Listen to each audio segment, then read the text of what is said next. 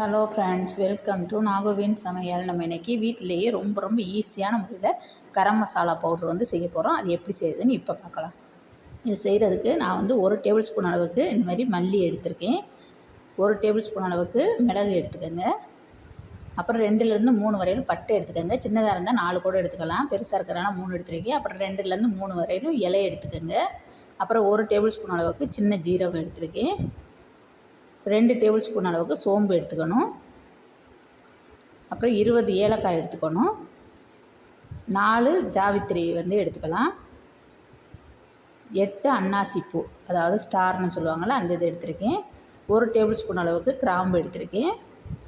இது எல்லாத்தையும் இப்போ நம்ம வந்து வெறும் சட்டியில் தான் வறுக்கணும். வெறும் சட்டியில் அதை சேர்த்துட்டு லேசாக சூடு வரத்துக்கு வறுத்தா போதுமானது. ரொம்ப செவக்கணுன்னாலும் அவசியம் இல்லை, லேசாக சூடு வந்தால் போதும். ரொம்ப ஈஸியாக செஞ்சிடலாம் இது. இப்போ அடுப்பு அமர்த்தியாச்சு. இப்போ இதை வந்து நல்லா ஆற விட்டுறணும். ஆறினதுக்கப்புறம் நம்ம வந்து ஒரு மிக்ஸி ஜாரில் மாற்றிட்டு இப்போ இதை நல்லா ஃபைனாக பவுடராக்கி எடுத்துகிட்டு வந்துடணும். இப்போ பாருங்கள், நல்லா அரைச்சி எடுத்தாச்சு.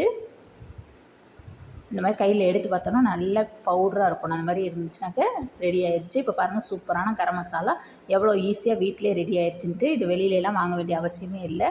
இதே மாதிரி நிறையா ஹோம்மேட் ஐட்டம்ஸ் வந்து நம்ம சேனலில் ஏற்கனவே அப்லோட் பண்ணியிருக்கு. தெரியாதவங்களுக்கு அதோட லிங்க்கும் கீழே டிஸ்கிரிப்ஷன் பாக்ஸில் கொடுக்குறேன், செக் பண்ணி பார்த்துக்கங்க. இந்த கரம் மசாலா பவுட்ரு வீடியோ வந்து எல்லாருக்கும் பிடிச்சிருக்குன்னு நினைக்கிறேன். பிடிச்சிச்சின்னா லைக் பண்ணுங்கள், ஷேர் பண்ணுங்கள். இதுவரையிலும் எங்கள் சேனலை சப்ஸ்கிரைப் பண்ணாதவங்களாக இருந்தால் ப்ளீஸ் சப்ஸ்கிரைப் பண்ணுங்கள். கூடவே இருக்கிற பெல் ஐக்கானையும் கிளிக் பண்ணுங்கள். தேங்க்யூ.